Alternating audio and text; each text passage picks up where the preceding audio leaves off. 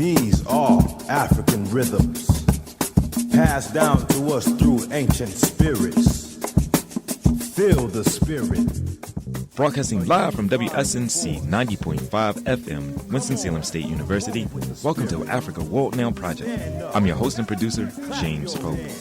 Today, Ifa's Ancient Future, a conversation on the philosophical foundations of Ifa and its meditation on spirituality and religion with Dr. Kola Abimbola. Africa World Now Project is next.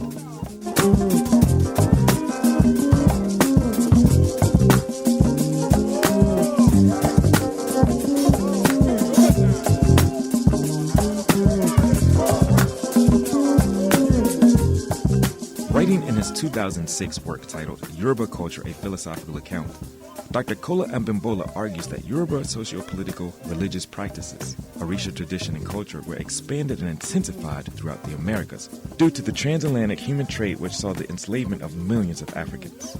He writes, today, the Òrìṣà tradition and culture is practiced by about 100 million people in Argentina, Australia, Brazil, Cuba, France, Mexico, Japan, Jamaica, Italy, Haiti, Ghana, Germany, Nigeria, Sierra Leone, Togo, the UK, the United States, Venezuela, and other places.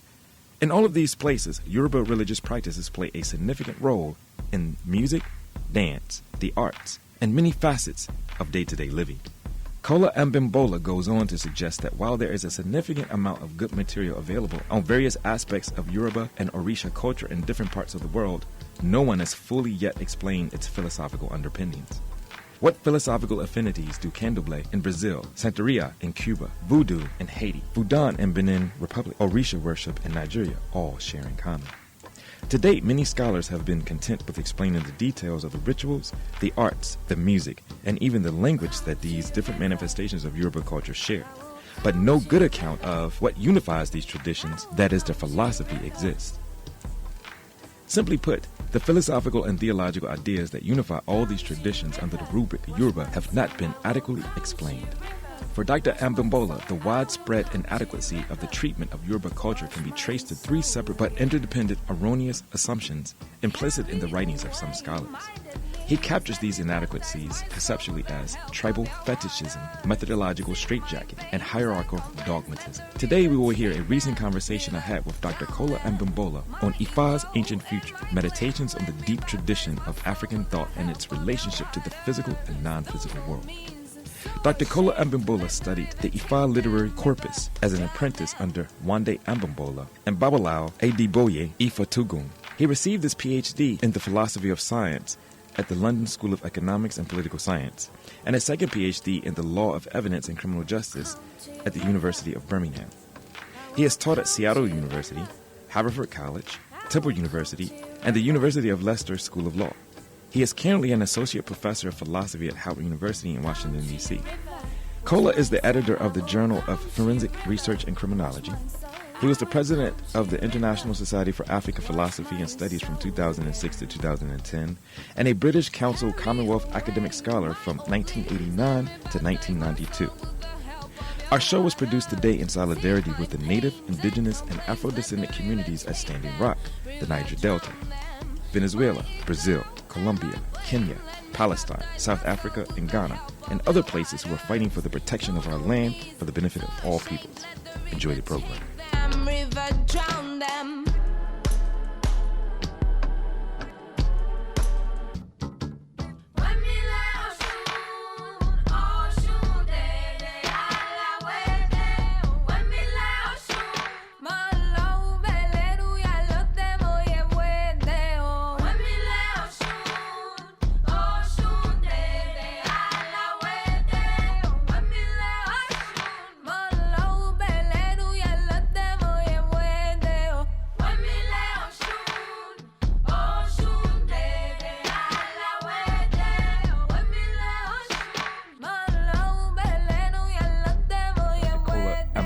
How are you today? Very well, thank you. Thank you so much for inviting me on your program.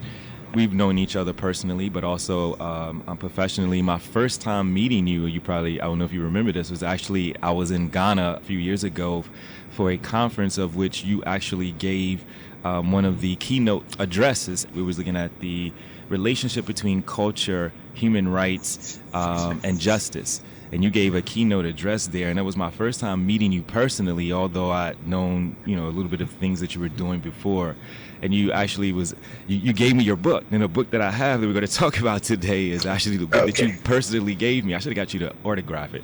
But just to jump right into this conversation today, I wanted to have a wide-ranging conversation and a basic organic conversation because we're in a very, very interesting socio-political moment right now. We know that the world is in a state of flux. And we also know that when the world is in a state of flux, there are different types of conflicts that arise between peoples and cultures. And we want to get to that particular question. But I first want to deal with the question of, and it's a very basic question, it seems, but there's many, many dimensions to it. What is African philosophy, and how do we understand it? Is there an African philosophy, or should there be an African philosophy? And if it should be, what should it look like, or what does it look like? Sure. Thank you so much. That's one of the perennial questions that they often ask African philosophers. But I think actually the question is probably to a large extent based on the fact that oftentimes people assume that philosophy should be the same across the world. And if one starts off from a Western European background, one might fail to appreciate the significance of what philosophy is across Africa. So let's try it this way. Let me tell you a story, okay? A story of how I ended up being a philosopher. I started my education around the age of 3, shortly after I was born, as an apprentice to my dad, who is an Ifa priest. Ifa is, in today's world, regarded as a spiritual system which forms the basis of Òrìṣà religions and cultures around the world. So Òrìṣà religion is the largest indigenous religion in the world, with about 500 million practitioners everywhere from Africa to Japan to Australia to all the Americas. So I was apprentice studying Ifa poems, and then I started elementary school. But I was maybe about 3.5 when I decided that what I want to be in life is an Ifa priest. So I went to elementary school, but my focus, what really interested me was studying Ifa, which I was. High school, studying Ifa as an apprentice, started going to school as well. And then at the age of 14, my world collapsed in this way. In Nigeria, to enter into university or college, there is an examination called the Joint Admissions and Matriculation Board exam, which is almost like the SATs, which you have to sit for, and your score in the JAMB exam determines the university you're going to go to, the first of choice of core program, and stuff like that. So when I received my JAMB form, something which I had known all of my life dawned on me. There is no place I can go to in any university anywhere in the world to study Ifa. I've known that all along, which is exactly why I was studying Ifa as an apprentice. But it just occurred to me that, you know what, so I'm going to waste the next 4 years of my life studying something that doesn't interest me. So I told my dad, you know what, I'm not going to university. This university thing is not for me. And of course, my dad is a university professor and is also an Ifa priest. And he came up with a suggestion. One university in Nigeria just started something called Yoruba oral literature, almost like an associate degree type thing. which was specifically designed for people who used Yoruba language as their primary means of livelihood. So, for example, newscasters in Yoruba, masters of ceremonies in Yoruba, artists who perform primarily in Yoruba. And that program was hybridized. It was taught in the university, where university professors taught how to analyze oral literature. And then you had an Ifa priest, an Ogun priest, and an Egungun priestess. The Egungun is associated with the ancestors. These three are indigenous Yoruba genres that had extensive wealth of oral poetry attached to them. So, well, you've been studying your Ifa from me primarily all your life. This gives you an opportunity to study from someone else. And at the same time, you have some kind of post-high school qualification. So if you don't want to go to college after all, you have something you can use. So I started that program, and September of the year when I started, about a few weeks into the program, I was sat in my dad's study, and he had one of those study rooms where the bookshelves ran from the floor all the way to the ceiling. And there was one settee, an easy chair, across from his desk, backing one of the bookshelves. I must have sat at this chair a million times. But it just occurred to me that, come to think of it, I know the history books are here. I know the classics books are here. I know Yoruba literature is over here. I know Yoruba novels are over here. What are the books behind this chair? I've never seen these ones before. So I pulled forward the chair, and I saw some philosophy books. And there was something called the Socratic Dialogues. Thin, hardback, blue book, which he bought in 1962. What was Socratic Dialogues? What is this? So I read some of the Socratic Dialogues. It was a collection of 5 Socratic Dialogues, which I read. And halfway through the second one, a light bulb flashed in my mind. I said, this Socrates guy, what is he doing? He's telling a story, identifying things about the nature of knowledge, the nature of the human person, moral and ethical views on how to rule or to govern one's life. Really, this is what they call philosophy? My dad was sat across from his table working, and I said, oh yes, now I know what I'm going to study in university, philosophy. Ifa is philosophy after all. So let's go back to where we started. If we start off from a Western point of view of thinking that philosophy is what professionals do in a university, or where we have someone who is a specialist in doing philosophy, like Socrates, or like Professor Shudi, or Professor Madigeshi, or Professor Barry Halley, one will overlook the most important thing about philosophy. Philosophy is about critical thinking and applying it to real life context. And across the whole of Africa, there are various oral traditions, various written traditions that have been doing exactly this same thing since the beginning of time. So African philosophy is, to ask that question, I think is almost a non-starter. It has always been. But if we are looking at it from a different perspective, we will not see it. So to actually ask that question, as you say, as a non-starter, is actually a contradiction. Then, is what you're saying? Exactly.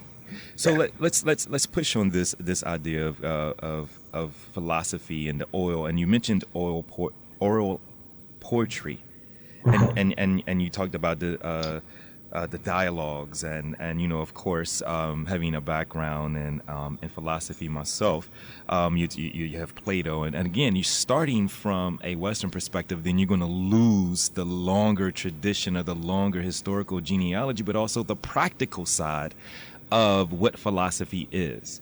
And in your book, you mentioned something in the preface of your book. You said, if you're interested in Western philosophy disguised as Yoruba philosophy, this book is not for you.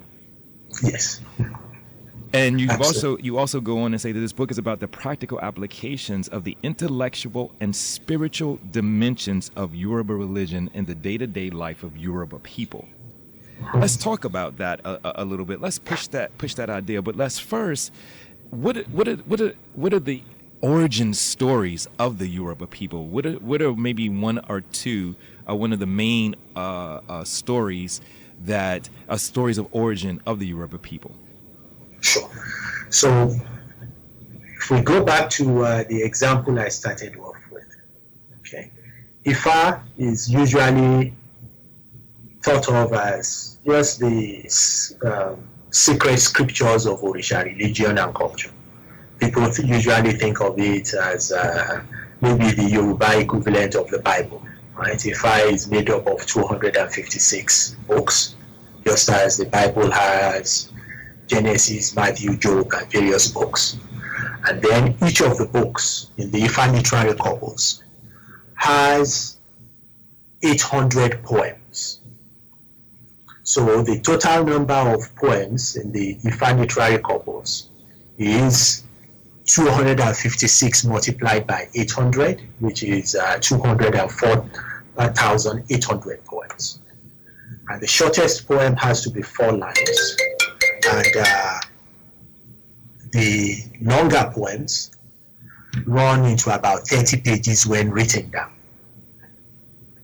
So these poems, they have information about ethics, information about metaphysics, information about the origin of life.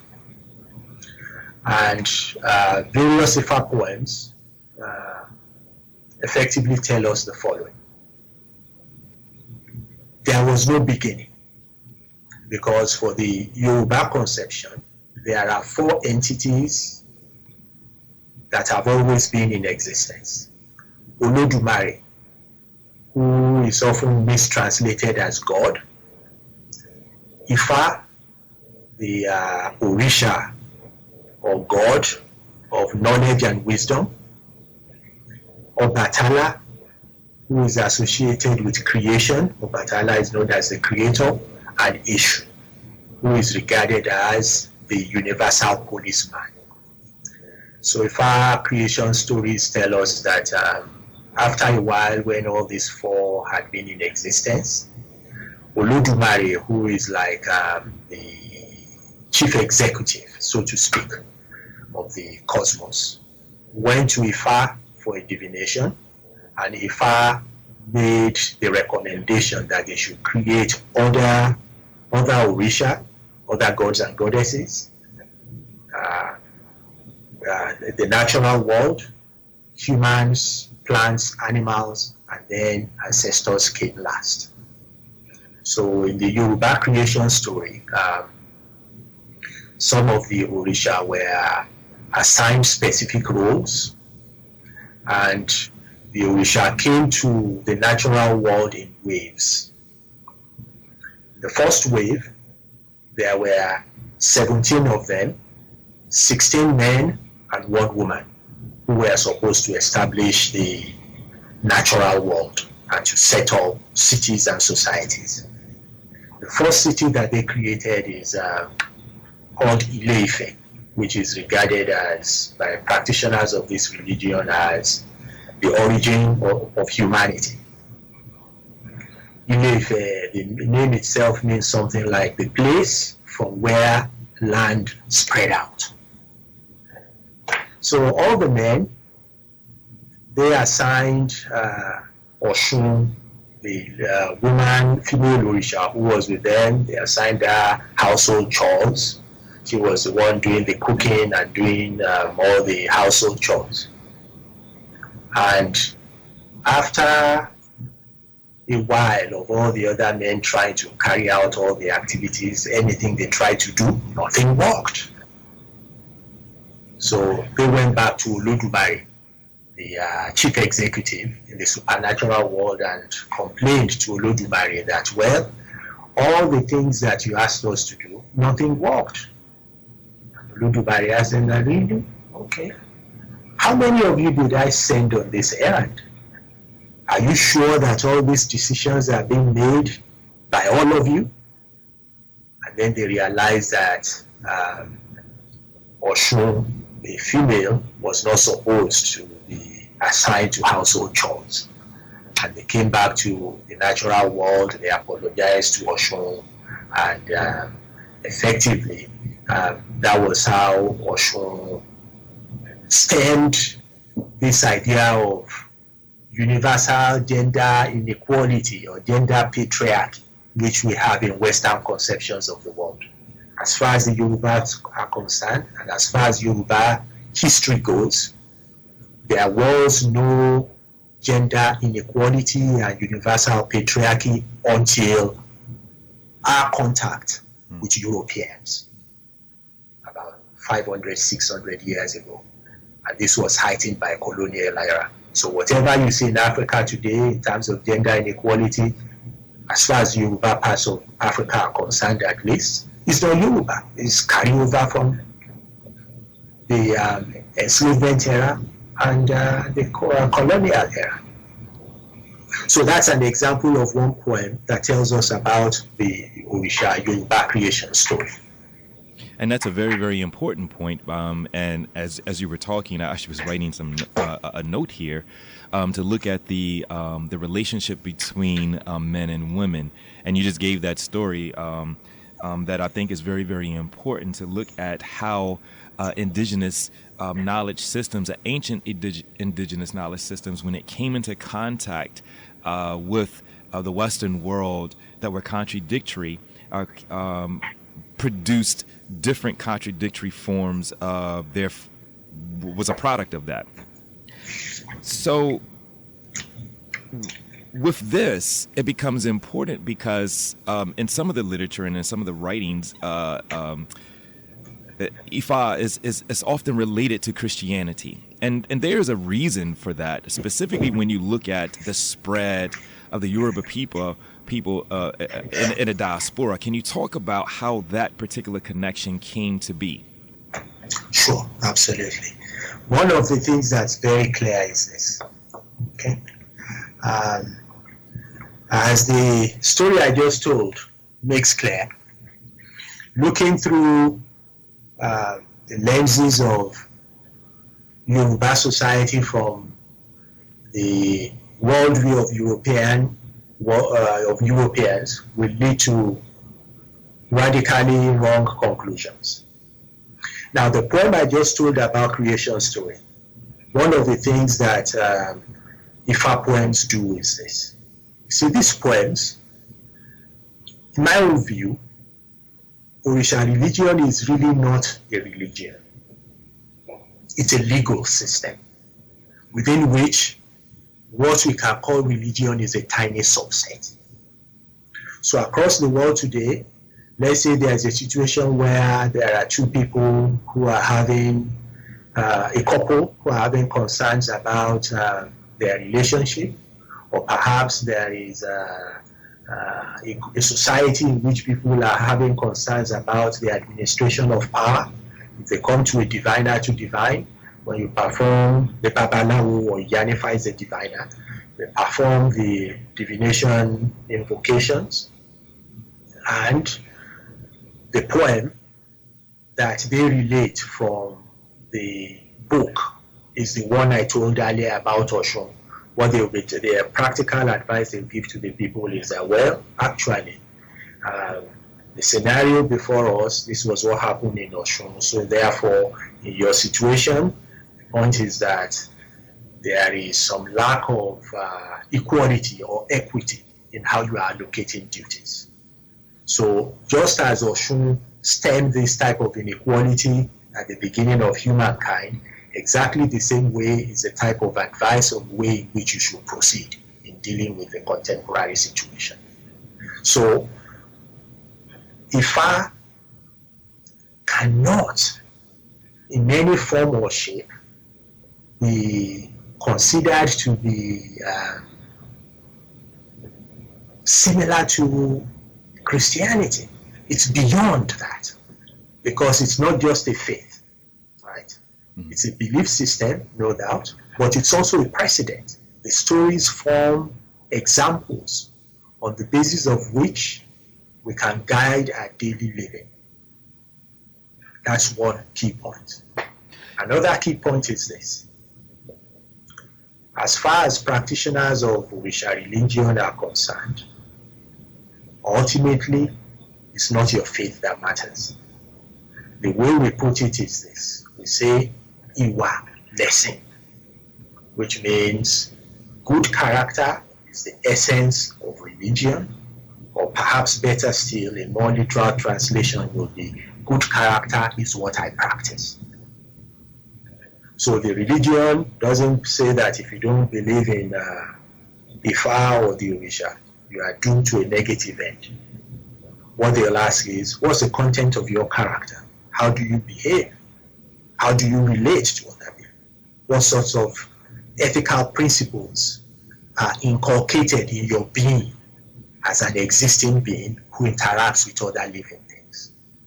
That is the test for becoming an ancestor in the afterlife. And that's a very, very important point, because that's leading to the deep-rooted question between spirituality and religion. And from what I'm understanding is that the Ifa is a spiritual practice. Can we dive into that? I mean, what are some ways that we can really kind of understand a practice of spirituality, of one understanding their relation to here, not only material but non-material world? And we know that there's a number of things in Ifa that makes those connections very clear. Can we elaborate on that? Because I think that your point becomes very, very important about good character. Because a lot of times I remember Kwame Ture used to say that you don't judge a religion based upon its adherents, you judge it based upon the principles. And also he was talking about that within the context of communism and socialism and capitalism, but he made that particular point. Elaborate on that a little bit more. Sure. In actual fact, what I'm suggesting is more like a revolution, a conceptual revolution. And here is what I mean. So I will even go one step further and say that Ifa is actually not a spiritual system too. It's not a religion. Why? Because all of those two are subsumed under what Ifa is, or what Òrìṣà religion is, or what Òrìṣà practice is. It's better thought of as a practice, in which spirituality is one dimension, in which religion is one dimension, in which law, governance, and order is another dimension.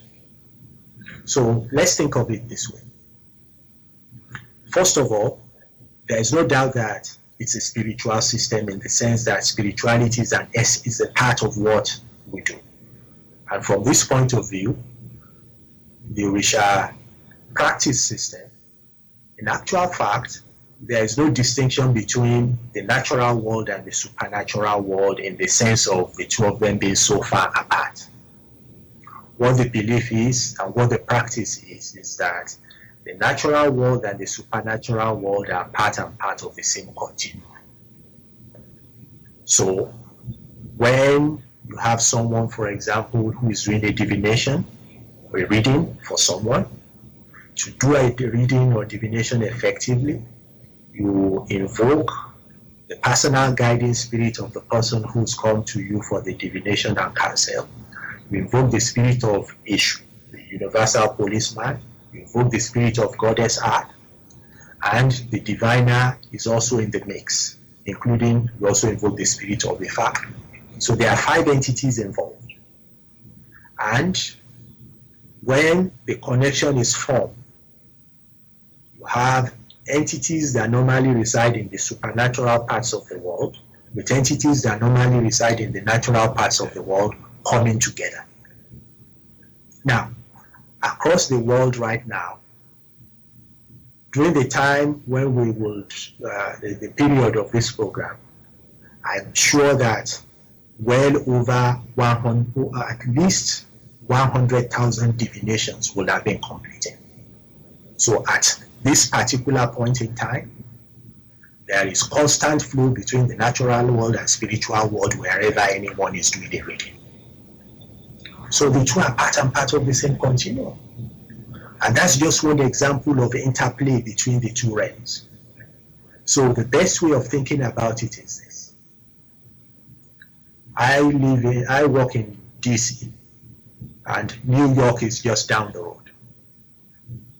At any point in time, there is constant traffic flowing between New York and DC, New York and DC. Can we really say that since there is traffic going both ways all the time, they are in different realms of existence? So that's one radically different view of the world that is embedded in Ifa, and that affects how you relate to existing things. It affects how you relate to others. So that's one example. Another way in which Òrìṣà religion should not be compared to other religions is this. There is one of the 256 books, book 13, called Oturameji, that contains, of the 800 poems in that book, I know at least 20 of them that focus on the type of concrete positive advice that you can give to people who want to abandon Òrìṣà religion. So someone can come to me as a diviner and say that, you know what, there's this religion called Buddhism or Christianity. I just like the way they worship. I don't want to practice Òrìṣà religion anymore. We are not going to tell that person, oh, you will never become an ancestor. The first question you should ask them is, okay, explain to me how you think you are going to become a better person by practicing this new religion. Also, that I say that, well, actually, I like the idea of, it's a Pentecostal religion. I like the idea of going to church 5 times a week. That keeps me more energized, as opposed to Òrìṣà religion, where I may not even divine more than twice a year. Say, well, perhaps my spouse or my fiancé practices the religion, and it's good for the two of us to practice the same thing. The advice we'll give to that person is, as long as you are sure that it's going to make you a better person. And what does being a better person mean? You are going to be more truthful, more honest, more others regarding. Go for it.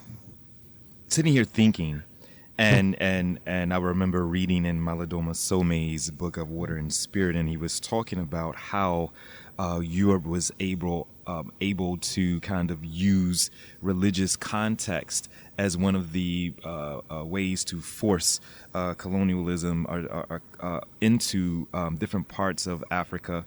And what I'm hearing here, and you can respond to this, is that this concept of becoming a better person, of practicing a character,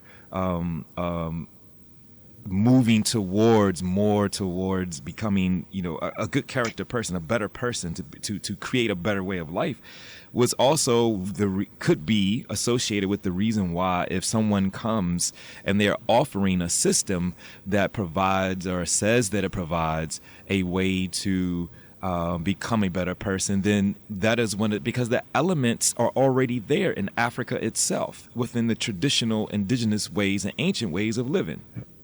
Absolutely, yeah. And indeed, in many parts of Africa, as Malidoma Some has very elegantly put in many of his books, this became a strategy that was adopted by the colonizers in many ways. So in the Yoruba parts of Nigeria, of West Africa, for example, Christianity did not make any real inroads into society until around the latter part of the 1890, 18 or even or thereabout.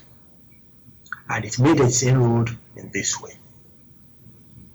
there was one Yoruba person who was captured and enslaved at a very young age, and his ship was hijacked by the British, who were then freeing, and declared slavery illegal, and he was set free,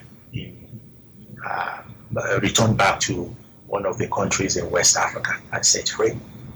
And he went up to become the very first black person to be a bishop. His name was Samuel Ajayi Crowther. And because he was a Yoruba person, he adopted one very brilliant strategy. He translated the Bible from English into Yoruba. And wherever he saw the word God in the Bible, he translated it as Olodumare. Wherever he saw the word devil, he translated it as Eshu. Why?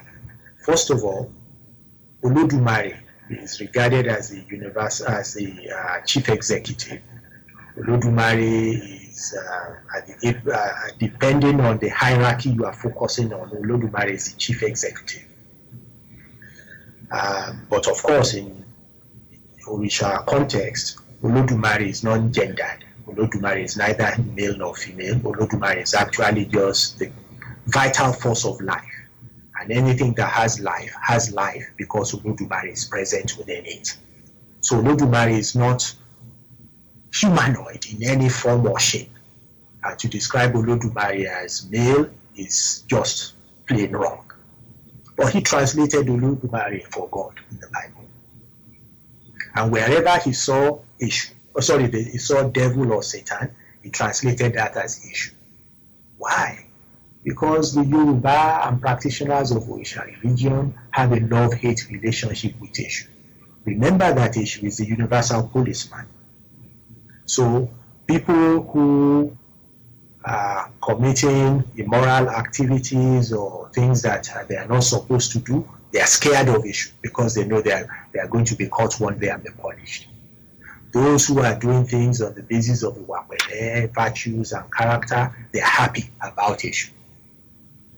So when they set up Christian missionary schools across Yoruba parts of Nigeria, they went to people and said, look, you see, come and see what we are doing. We know that the manner in which we are practicing is slightly different from what, but you see, they are singing to Olodumare. You see, they are talking about Eshu. And people started sending their kids to Western missionary schools, especially in a culture that was dominated by knowledge, because Ifa was the basis of elementary school, was the basis of the equivalent of high school, and the basis of equivalent of what we can call university in Yoruba parts of West Africa before the colonial era.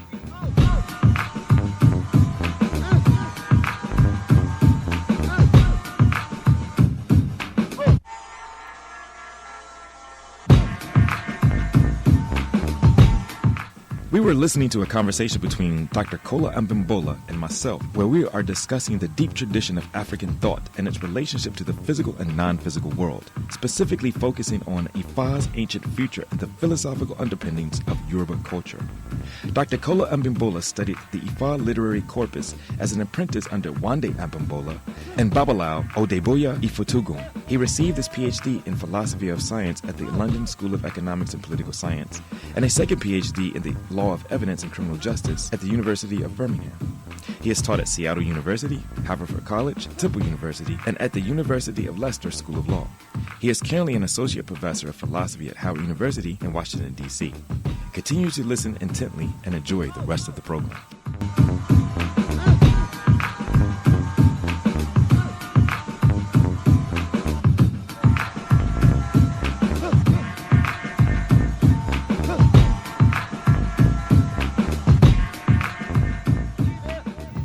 That brings me to a very, very important question as we're going to be wrapping up pretty soon. But I wanted to, can the concept of human rights be reconciled with the practices of Ifa? And what I mean is that the way that human rights is understood today, it is a very top-down perspective. It's very fragmented. It's not holistic within a context of even being accepted into. It's been split into two covenants: the covenant of political and civil rights, but also the covenant of social, economic, and cultural rights. And what it is supposed to do, it is supposed to obviously address any conflicts that come through organizations of society that have inequities that are a product of its organization. And when we're thinking about Ifa, and I'm thinking here about the practices in a deep philosophical, but also the worldview. I mean, it's epistemological, it's cosmological. I mean, it is ontological. The way it is a complete. And so, what I'm thinking here, can the current conceptualization, or what most people would say a modern conceptualization of human rights, can it be reconciled with Ifa? Because it seems to kind of reproduce inequities, specifically not being holistically constructed. Okay, I think you are right in the sense that human rights, in actual fact, when I look around the world, and I'm saddened by this, I don't see human rights. What I see are human wrongs. Because across the world, there is this hero worship of rights. Now, let's be clear. I'm not saying that what people advocate for when they advocate for rights are not good. They are very desirable. But there's a big lacuna, a big problem at the heart of human rights. Human rights are conservative in the sense that whatever right you have as a human being is rights that someone else has granted to you. So when we say that there are human rights, all we are really saying is that, well, everyone should have a right to life. And when a group of people advocate enough and United Nations or one body decides to enact a treaty, people sign to a treaty, those club of individuals that signed the treaty are the ones who are saying that, okay, we are giving you these rights. Whereas, you see, rights are too conservative in the sense that whatever right you have is ultimately dependent upon the kind of liberties, the kind of freedoms that someone else has decided that they are going to let you have legally. How about things that go beyond rights? How about needs? How about just desires? All of those are sometimes overlooked by a focus on rights. So my own view is this. When we look at various indigenous religions of the world, there is no doubt that the principles, the ideals, the hopes that are encapsulated by rights are there. But because of the fact that many indigenous religions have almost universally been eschewed from the law-making process of most states, we often tend to assume that there is some kind of fundamental conflict between indigenous ways of viewing the world and rights, whereas it's the opposite. When we look at indigenous ways of approaching the world, when we look at something like Òrìṣà religion, for example, Òrìṣà religion is now at a stage where it's introducing a new way of thinking about law, order, and governance across the whole world. The standard way of thinking about law and rights is to think of a jurisdiction, government, federal government, state government, local government, or treaties agreed to by different states that you have some legislators who sign some documents and judges who interpret, and you say, okay, these are the rights you have. Here's what Òrìṣà religion or Òrìṣà practice approach to governance involves. It involves what we can call global indigenous laws. Everywhere across the world, wherever anyone goes to divine, wherever anyone goes to approach an Òrìṣà priest or priestess for guidance on how to rule their lives, they are basing their lives on principles that are embedded within Òrìṣà religion in such a way that they negotiate and regulate their interpersonal relationships with other living beings on the basis of principles that are embedded within these poems. In short, if we go beyond criminal law as the model of what law is, and by the way, criminal law just makes up just about 10% of all the laws that regulate human behavior. When you think about family law, when you think about inheritance law, when you think about business law, there are millions of people around the world today who govern those activities that they do on the basis of the morals, the essential, ethical, equitable, social justice principles that are embedded in all the Ifa poems. And this is precisely why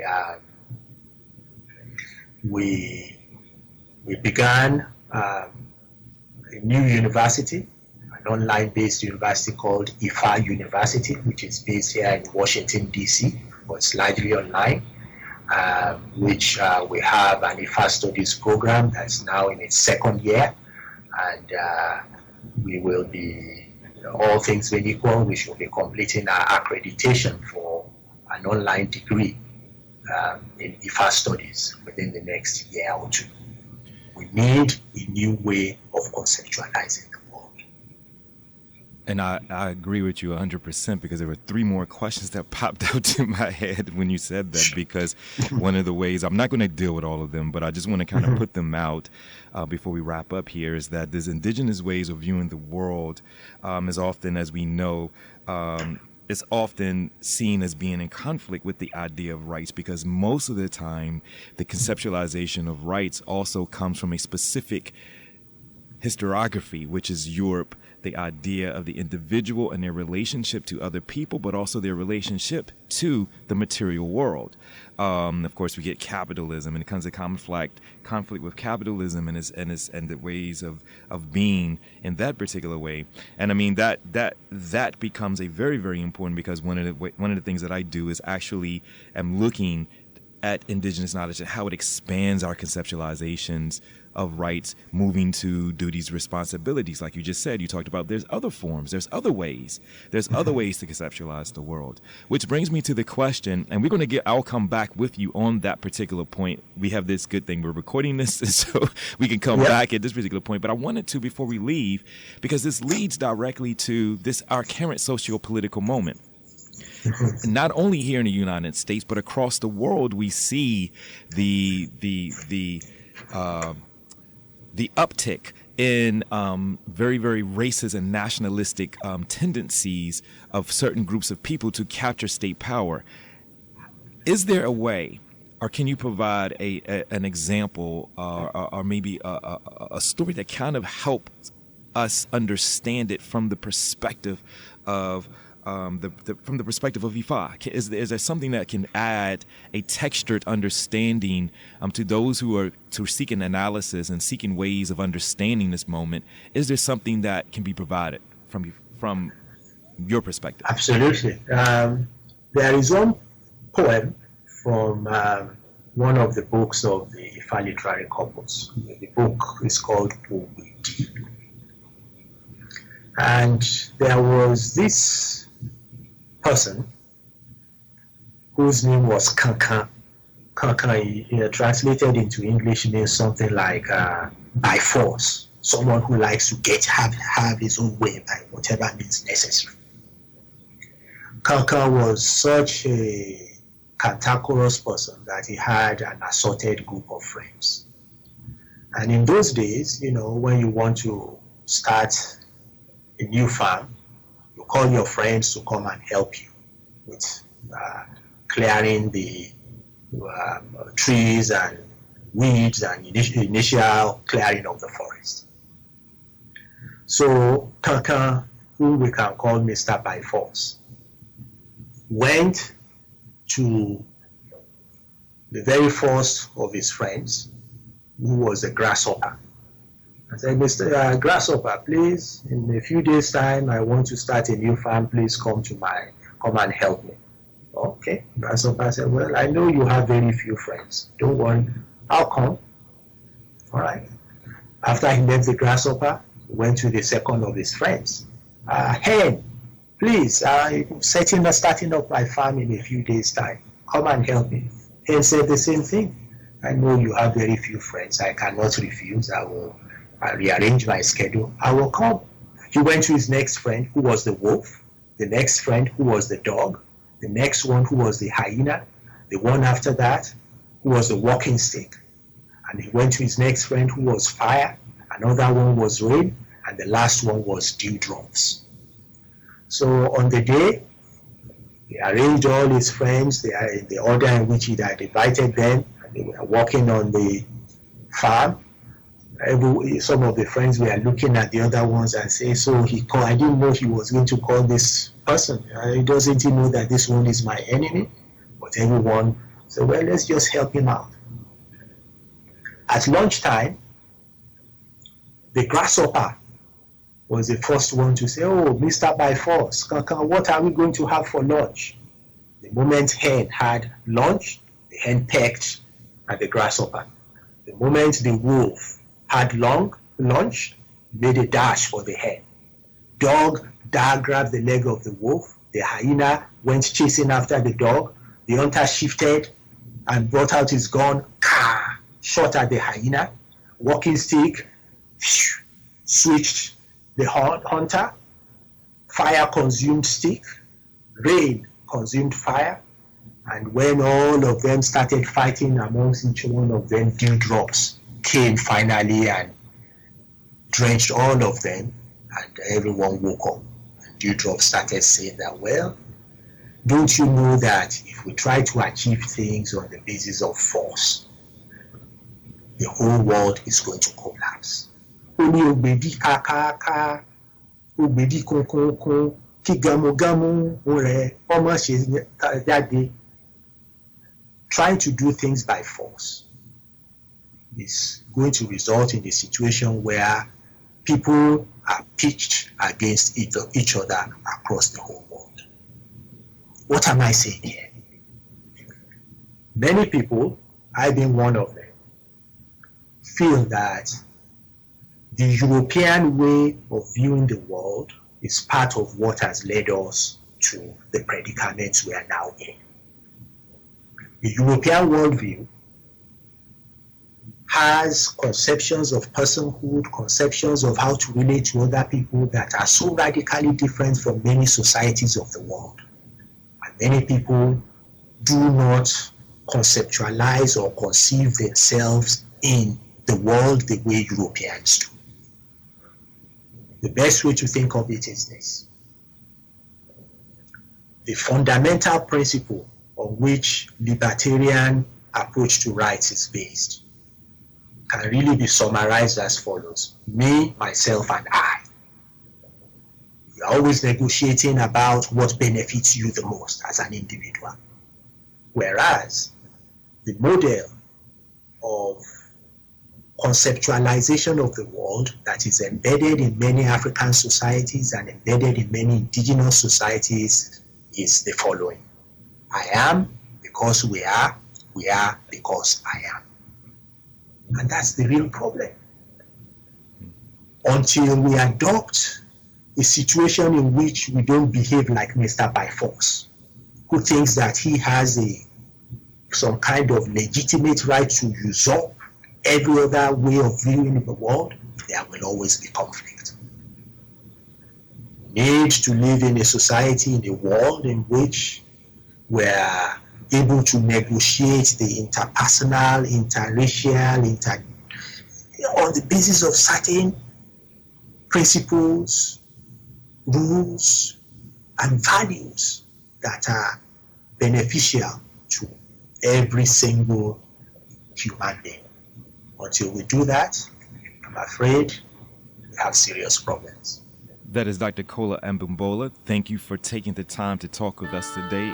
Of the many publications that you have, you also have in the works the IFA Encyclopedia, but also you have the book that we have kind of been basing a little bit, but expanding this conversation is a book you've written called The Yoruba Culture, a philosophical account by Kola Abimbola. Thank you again very much for taking the time to speak with us today. Thank you so much. Even if I feel the sun on my skin every day, if I don't feel you, even if I see the most beautiful things up in the sky, if I don't see you, take me higher, take me higher, take me. That's it for Africa World Now Project for this week. I would like to thank you for joining us today and look forward to spending time with you next week. We can be reached through all your regular social media platforms. Email africaworldnowproject@gmail.com. Follow us on Twitter @AFWRLDNWPRJ. I'm your host and producer, James Pope. The Africa World Now Project Collective consists of international media journalist, executive producer, and human rights activist Mwiza Matali, Africa World Now Project media correspondent Funa Ngonda, and technology advisor is Byron Gray of Grayworks Technologies. Africa World Now Project is heard every Wednesday at 7 p.m. on WSNC 90.5, a broadcasting service of Winston-Salem State University. Until next week, be peaceful, be safe, and above all, be intelligent.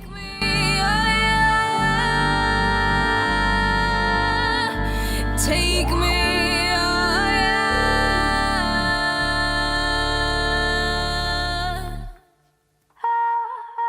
toi le soleil uni, toi qui parles à mon cœur.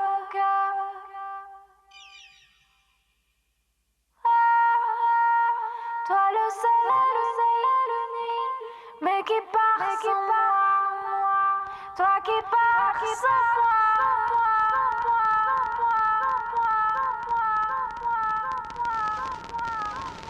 Take me